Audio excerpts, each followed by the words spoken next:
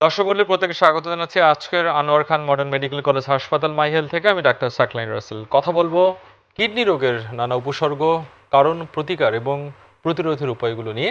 আর এই বিষয়ে কথা বলার জন্য আমার সঙ্গে উপস্থিত আছেন এই মুহূর্তে দেশের একজন খ্যাতিমান কিডনি রোগ বিশেষজ্ঞ অধ্যাপক ডাক্তার এম এ সামাদ, যিনি আনোয়ার খান মডার্ন মেডিকেল কলেজ হাসপাতালের কিডনি রোগ বিভাগের প্রধান হিসেবে কর্মরত আছেন। স্যার, কেমন আছেন আপনি?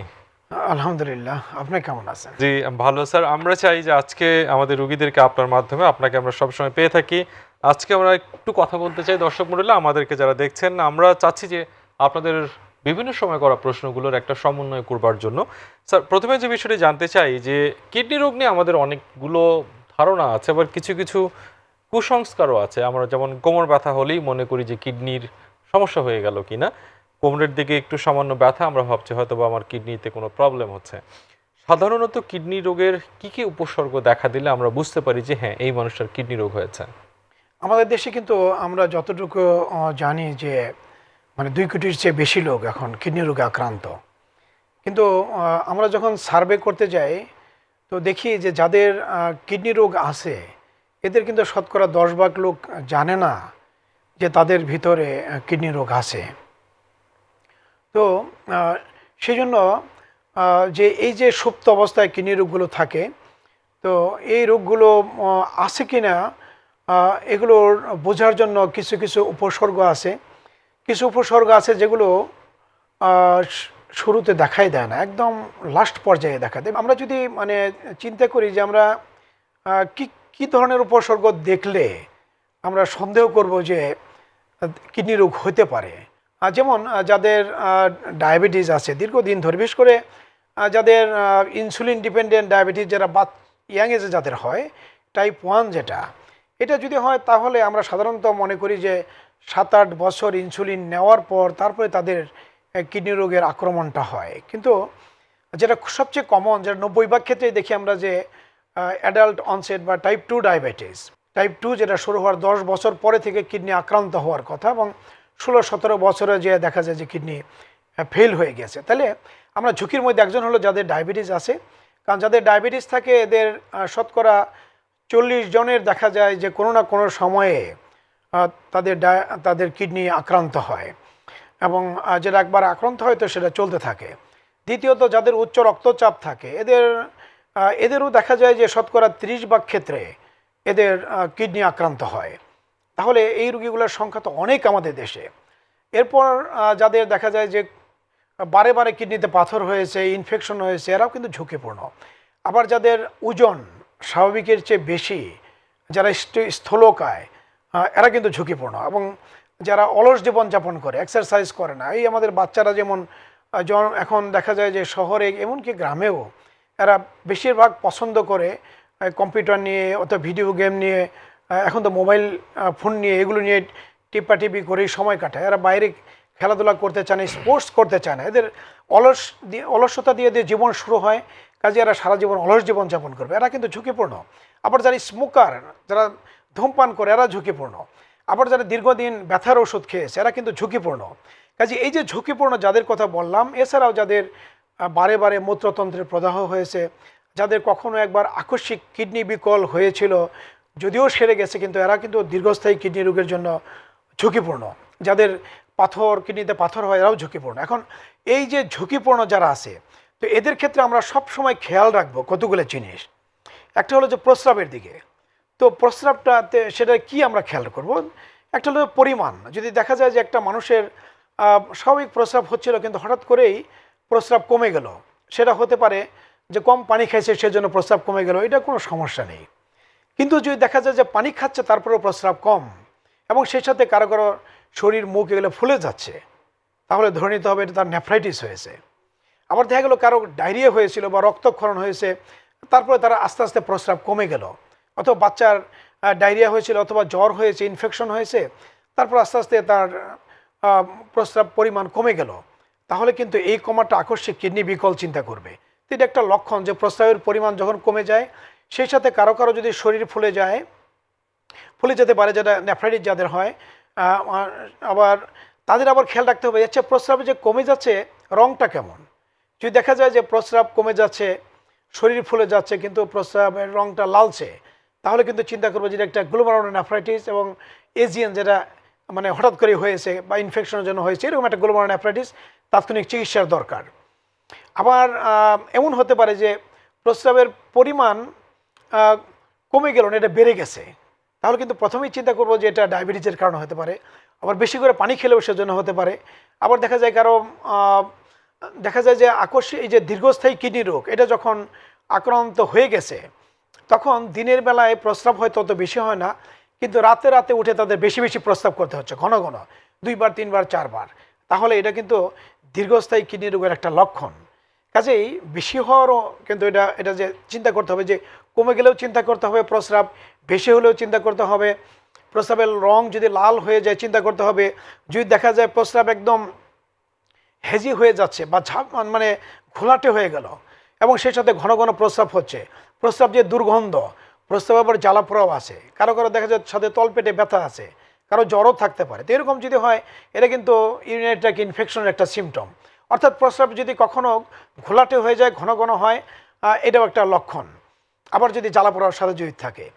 তো আবার যদি আমরা কারো কারো দেখবো যে খুব পেটে তীব্র ব্যথা, এবং সাধারণত ব্যথাটা শুরু হয় নাভির উল্টো দিক থেকেই, অনেক সময় দেখা যায় উল্টো দিকে শুরু না হয়ে আবার তলপেটে এসেও ব্যথা হতে পারে। সাধারণত একদিকে ব্যথাটা হয় ডানে অথবা বায়ে, যে কোনো একদিকে খুব তীব্র হবে। তবে ব্যথাটা যদি আবার কখনো কোনো কারণে যদি দুইটা পাথর দুই দিকে যে আনলাকিলি আটকে যায়, তাহলে দুই দিকেও তীব্র ব্যথা হতে পারে। তো এই যে তীব্র ব্যথা এবং সাথে সাথে দেখা গেল যে প্রস্রাবের রং একটু লালচে, অর্থাৎ রক্ত যাচ্ছে, কারো কারো যেতে পারে আবার কারো নাও যেতে পারে। তো এরকম যদি হয় তাহলে চিন্তা করতে হবে যে এটা তার কিডনিতে পাথরের জন্য তীব্র ব্যথাটা হচ্ছে।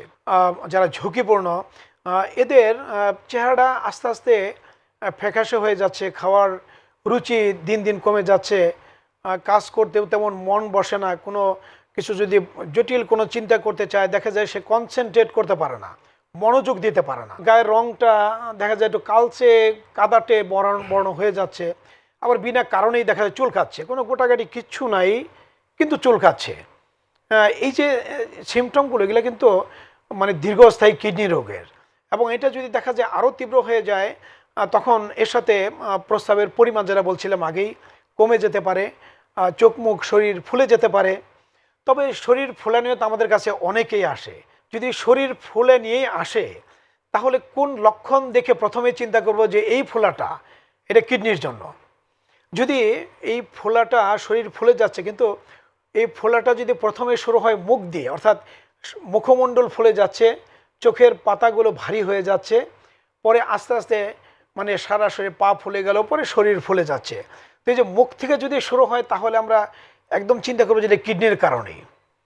আবার যদি কারো দেখা গেল যে ফোলাটা শুরু হলো পাত থেকে কিন্তু জানা ছিল তার আগে থেকে হার্ট ডিজিজ আছে, তাহলে চিন্তা করতে হবে যে এই ফোলাটা হলো হার্টের কারণে।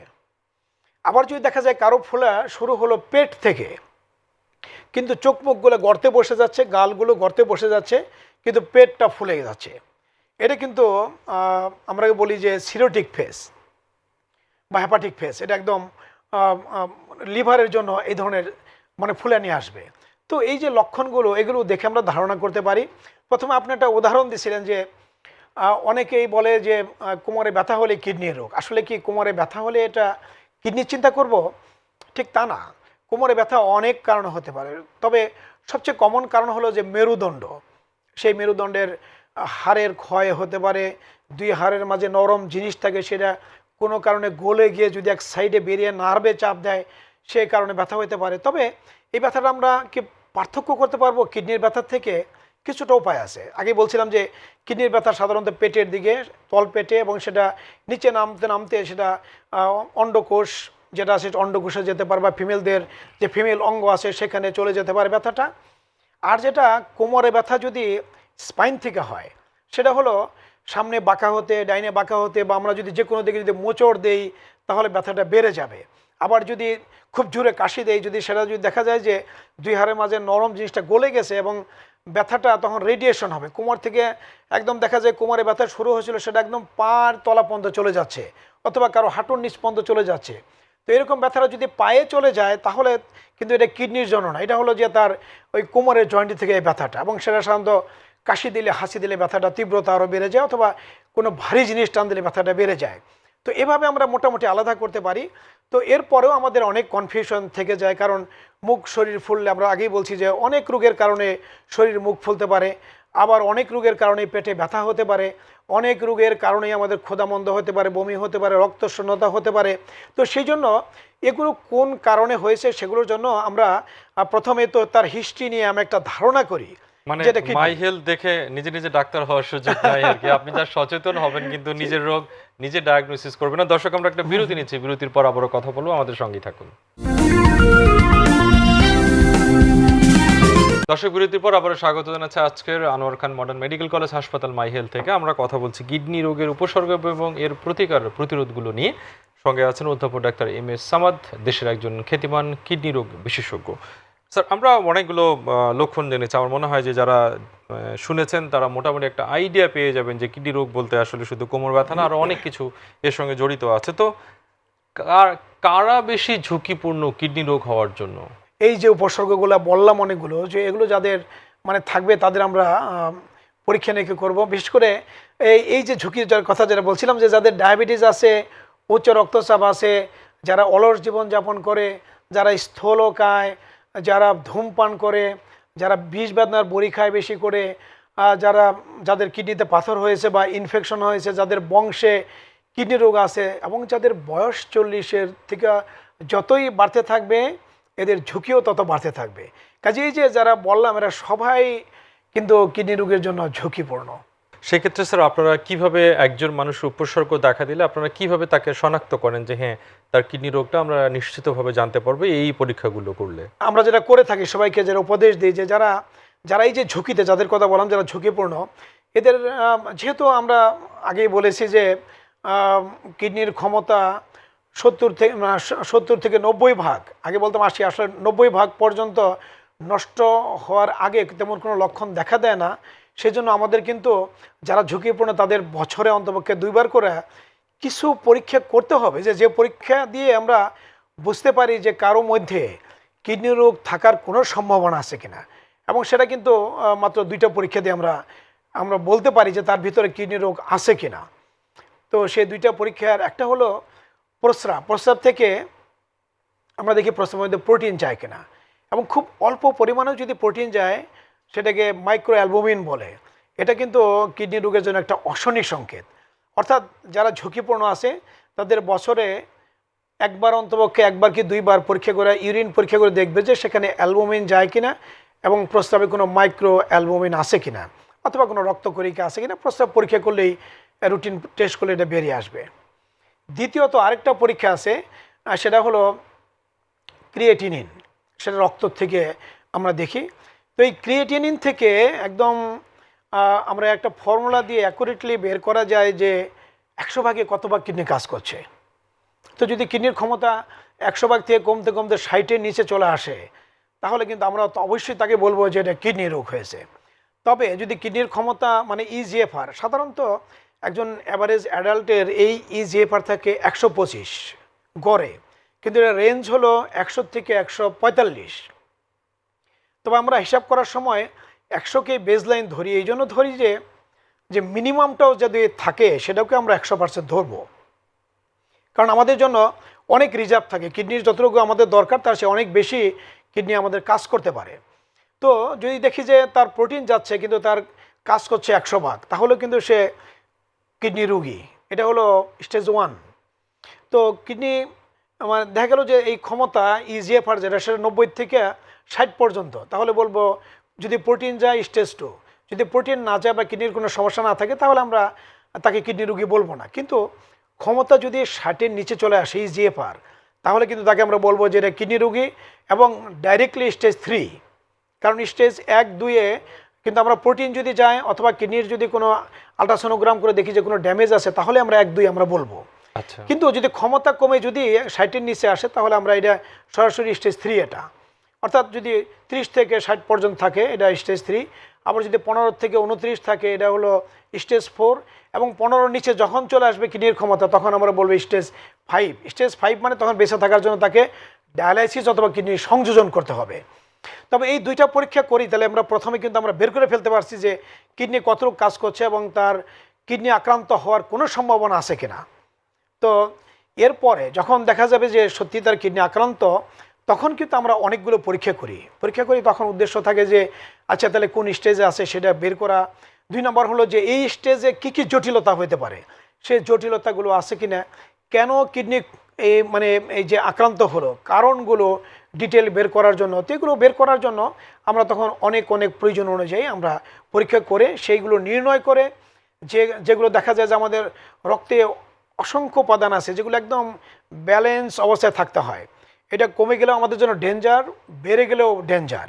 আর কিডনিকে তো আমরা বলি যে এটা মাস্টার কেমিস্ট, সে কিডনি বসে বসে এই রক্তকে মেপে দেখে, যদি কোনোটা কমে যায় ওই প্রস্তাব থেকে টেনে ধরে রক্তে এটাকে টেনে নিয়ে আসবে এবং সমতা রক্ষা করবে। যদি দেখা যায় যে কখনো বেড়ে গেছে তাকে পুশ করে প্রস্তাবের সাথে বের করে দিয়ে সমতা রক্ষা করবে। আর এই কিডনি যদি কখনো বিকল হয়ে যায় তখন কিন্তু রক্তের যত উপাদান আছে ক্যালসিয়াম, ফসফেট, সোডিয়াম, পটাশিয়াম থেকে যত উপাদান সবগুলোই কিন্তু তখন উল্টাপাল্টা হতে থাকে। এবং সেই জন্য তখন আমরা মাঝে মাঝে এগুলো পরীক্ষা করে করে আমরা বলি যে এটা বেড়ে গেছে, এটা কমাতে হবে, এটা কমে গেছে, এটা বাড়াতে হবে।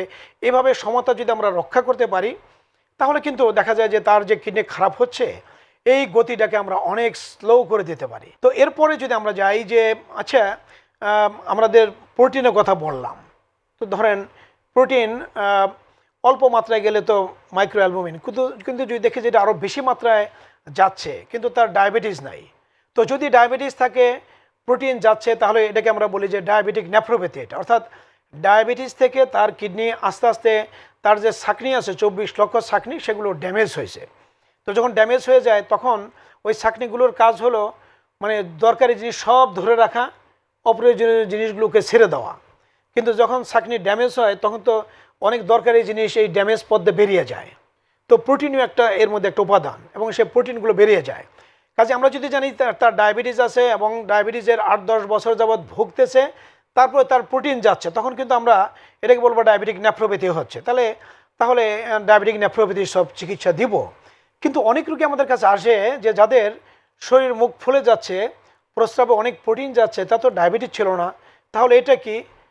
এটা হলো গোলমালোর নেফ্রাইটিস। স্যার আমরা আরেকটু যেতে চাই, আমাদের সময় যেহেতু সংক্ষিপ্ত, আমরা কিছু টাচ দিব আজকের সাধারণ মানুষের। একটা হচ্ছে সিটি স্ক্যান, আমরা অনেক সময় করি কন্ট্রাস্ট সিটি স্ক্যান, যেটি পরীক্ষা করবার জন্য। তো কন্ট্রাস্ট গেলে আমরা ভয় পাই যে কিডনি না জানি ক্ষতিগ্রস্ত হয়, সেই ক্ষেত্রে আপনার উপদেশগুলো কি? আমার উপদেশ হলো যে যদি কন্ট্রাস্ট বলতে যে আমরা যখন একটা সিটি স্ক্যান করি বা এমআরআই করি, ইভেন আমরা আইভিউ এক্সরে যখন করি তখন কিছু ডাই দিতে হয়, আয়োডিন কন্টেনিং ডাই। তো এই ডাইগুলো দিয়ে আমরা ওই অর্গানকে আমরা এক্সরেতে তুলে নিয়ে আসি এবং সেগুলো আমরা দেখি ক্লিয়ারলি। কিন্তু এই ডাইগুলো কিন্তু কিডনির ক্ষতি করে। তবে যাদের কিডনির ক্ষমতা, আমরা ইজিএফআর বের করে যদি দেখি যে কিডনির ইজিএফআর 50-এর নিচে, বিশেষ করে 40-এর নিচে যদি হয় তাহলে কিন্তু এই ডাই বা কন্ট্রাস্ট দেওয়া যাবে না।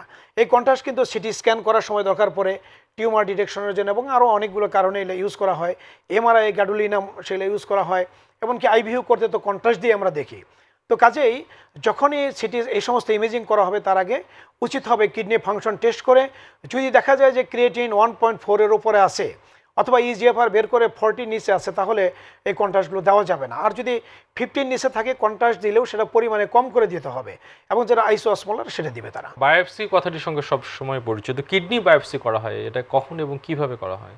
যখন যে শরীর মুখটুক ফুলে যায় তখন আমরা বলি যেটা গ্লোমারুলার নেফ্রাইটিস বা ছাঁকনির প্রদাহ। তবে ছাঁকনির প্রদাহ অনেক রকমের হয়, তো অনেক রকম। এটা তো বোঝার উপায়টা কি? এটার বোঝার একমাত্র উপায় হলো আমরা ওই কিডনির থেকে একটা টিস্যু নিয়ে সেটা মাইক্রোস্কোপে পরীক্ষা করা হয়।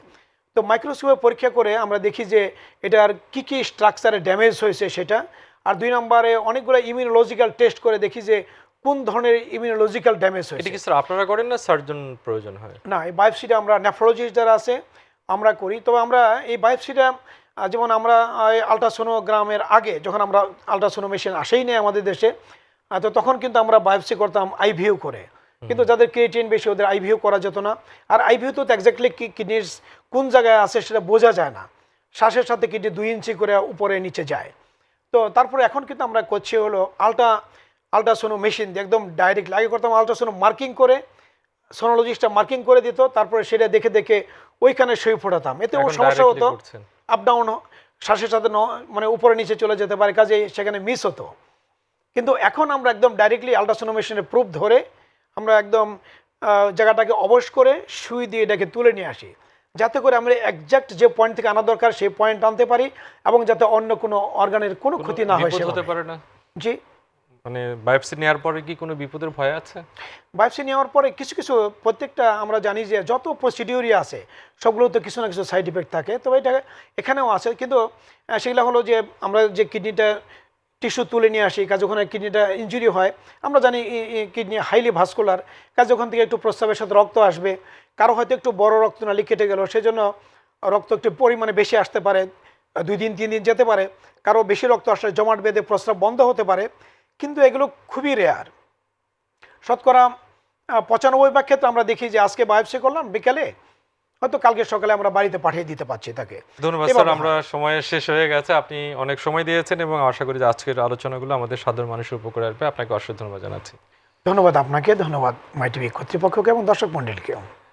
দর্শক মণ্ডলী, আমরা কথা বললাম কিডনি রোগের উপসর্গ এবং একই সঙ্গে শনাক্তের উপায় এবং প্রতিকার এবং প্রতিরোধে করণীয়গুলোকে আমরা অনেকটাই জেনে গেছি। আশা করি আপনারা সবাই ভালো থাকবেন এবং কিডনি রোগ মুক্ত থাকবেন। বিশেষ করে করোনার সময়ে যারা কিডনি রোগী আছেন তারাও ভালো থাকবেন, সে প্রত্যাশা রেখে আজকের মতো এখানে বিদায় নিচ্ছি। আল্লাহ হাফেজ।